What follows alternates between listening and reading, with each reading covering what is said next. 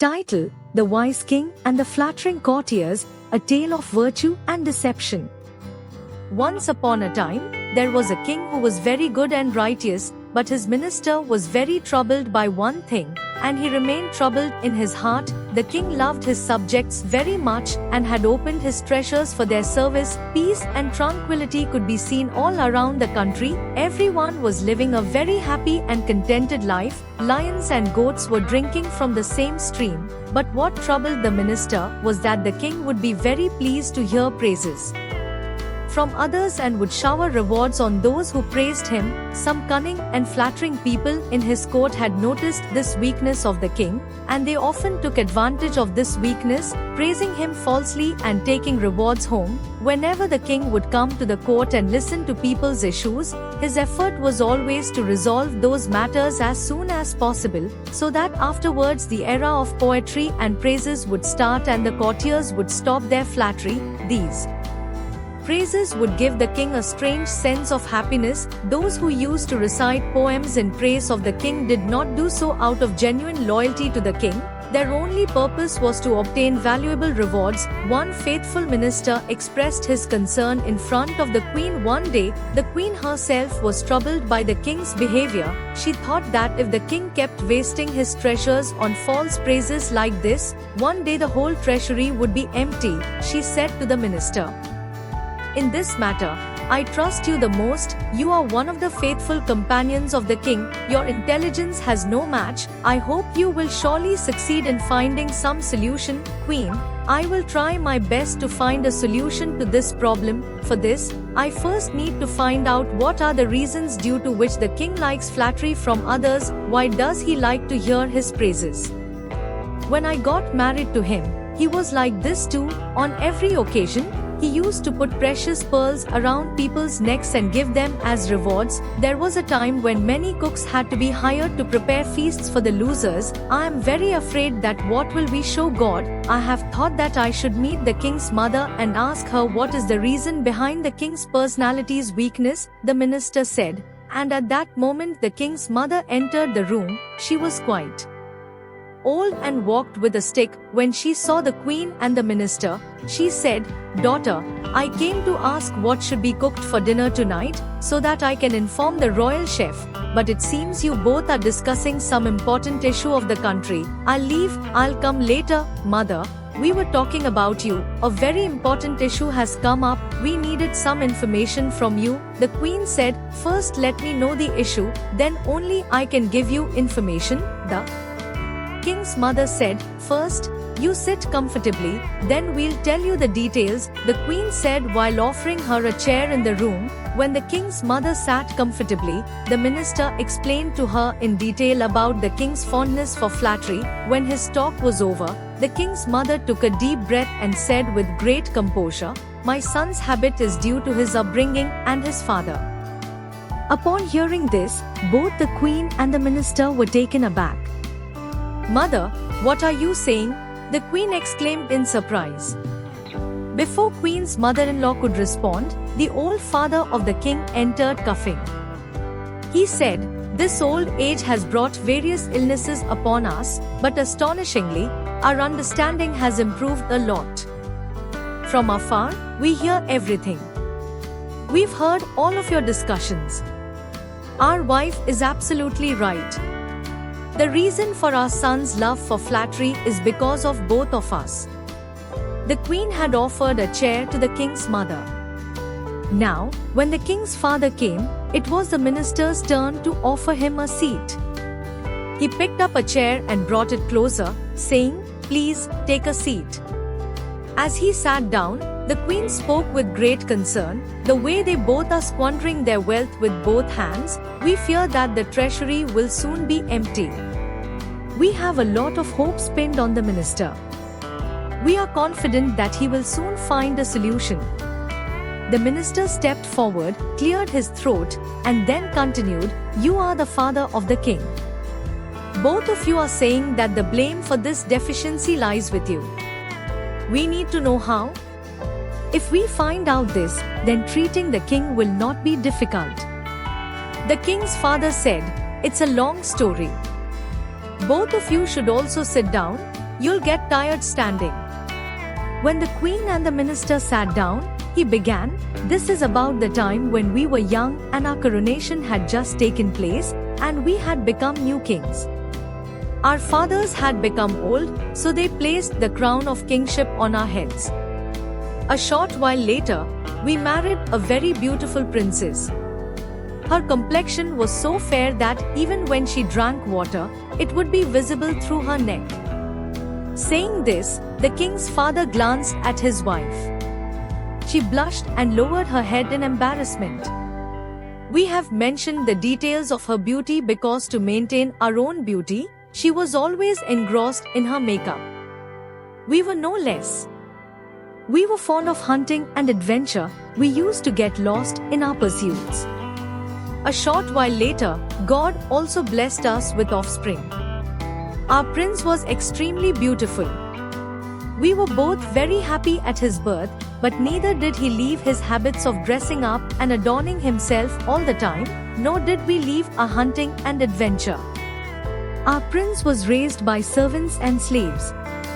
When he grew a little older, he wanted to sit with us, tell us good things, and receive praise from us. But we both were naive, lost in our own hobbies. Due to our foolishness, we did not pay attention to our little prince's feelings. This deprivation was taken advantage of by those servants and slaves whose responsibility was to take care of him. They praised everything he said, and he, being pleased, would give them his toys, biscuits, and other things. They took advantage of his weakness. Gradually, our prince's habit became ingrained, and we are all witnessing the consequences with our own eyes. In this story, there is a lesson hidden for those parents who keep themselves away from their children and consider praising their children a disgrace. Saying this, the king's old father sighed deeply and fell silent. The minister pondered in silence for a while and then said, "I will make every effort to end this habit of theirs." I will also say here that parents who do not give time to their children, do not listen to their words, do not praise them for their good deeds, they turn their children into victims of deprivation. In this world, there are both good and bad people. Bad people waste no time in taking advantage of things, they exploit such children with their smooth talk. The king's mother and father bowed their heads. Just then, the queen's little prince returned from the garden where he had been playing. He had a blade of grass from a bush in his hand, and he had inserted a guava leaf into it from the middle. Upon entering the room, the prince first greeted everyone politely and then said, "Mother, look, I have made a fan out of a guava leaf. It even spins." Saying this, he blew on the leaf, and it started spinning rapidly.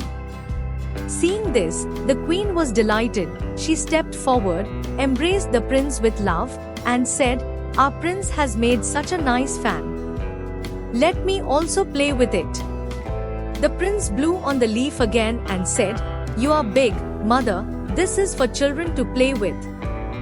Saying this, the prince ran away from there. The king's mother said, "If we treated our son the way we treat him, listened to him, praised him, he wouldn't have become what he has become." A little while later, when the minister was about to leave, he told the queen a few things and requested her to act upon them. At night, when the king was sitting with her in their room and the little prince was playing in front of them, the queen said affectionately, "Thank God, I am so fortunate to have such a noble and virtuous husband, who is not only beautiful in appearance but also in character. The love of his people is filled in his heart." Upon hearing this, the king's eyes lit up with joy. He took off a necklace of precious pearls from around his neck and presented it to the queen, saying, "We look at it because of your expression." The queen smiled and said, "Your Majesty, I refuse to accept this gift. I have praised you from the depths of my heart. The value of my sincerity and love cannot be repaid with such a trivial reward." The king was astonished to hear this and said, "When others sing praises of us, we immediately give them rewards. Queen, you are strange. The reason for this is that the praises of others are superficial. They praise you only to please you and in the lure of rewards. There is no sincerity in their hearts, it's all greed. You are the crown of my head, whatever I say about you will be true. Upon hearing Queen's words, the king began to think. When he saw the heated iron, he heard another thing. Our ancestors used to advise all our siblings. They used to say that apart from parents and siblings, if someone praises you, understand that there is some selfish motive behind it. The king's eyes sunk into thought. He began to understand a little. The next day, before the court started, the minister came to meet the king. He took him to a corner and began to whisper something in his ear. Upon hearing his words, a gleam appeared in the king's eyes. When the minister fell silent, he said, "Wise minister, your words have weight. We agree with your suggestion." Before the court started, the minister stood up from his place. Addressing everyone, he said, "Respected members of the court, you all know how much our king cares for his people. He spends all his time thinking about their welfare and prosperity. He is also worried about who else should work for them to benefit his people." Just hearing the minister's words, there was a roar of applause in the court. 2 or 3 enthusiastic courtiers even stood up from their seats. May our beloved king's prestige rise. We are fortunate to have the shade of his presence, one of the standing figures said. His words caused a stir in the court. The queen was watching this scene with great interest. She had never seen such lavish praise before. The minister said, "Now listen further. It is very pleasing that everyone in the court is prosperous and happy. The king has decided that whoever recites poetry in his praise, sings a poem or a chazal, or praises him, along with that, he will have to give them 100 gold coins, including these gold coins in the royal treasury. Help will be provided to the poor, widows, and orphans. Weddings of poor and helpless girls will be arranged, and shelter will be provided to the homeless. In this way, where we will present tributes to our dear king, many good deeds will also be accomplished, meaning achieving both the big and small goals." When the minister finished speaking, it echoed in the royal court. It was so quiet that if a needle had fallen there, everyone would have heard its sound. The minister said, "So who will present their poem first today?" No one sitting in the court stirred. After a while, one courtier stood up and said, "I had written a very nice song in praise of His Majesty. Unfortunately, I forgot it at home." Another said, "Last night, the children didn't leave me alone. I didn't even have time to write a poem." In short, everyone made some excuse and got away with it. When everyone fell silent after making their excuses, the king thundered, "We understand all your tricks. All of you leave our court. We do not need such selfish and self-serving courtiers." All the courtiers who had taken advantage of the king's foolishness felt very ashamed and left the court. After this day, the king got rid of this habit and became busy with other affairs of the government. He used to hold court every day and resolve people's complaints. Queen and the minister were very happy with this change because the king had realized his mistake, which had freed them from the selfish and self-serving courtiers. In Queen's heart, there was also an increase in respect for the minister. She was grateful to him because his intelligence had put the king back on the right path.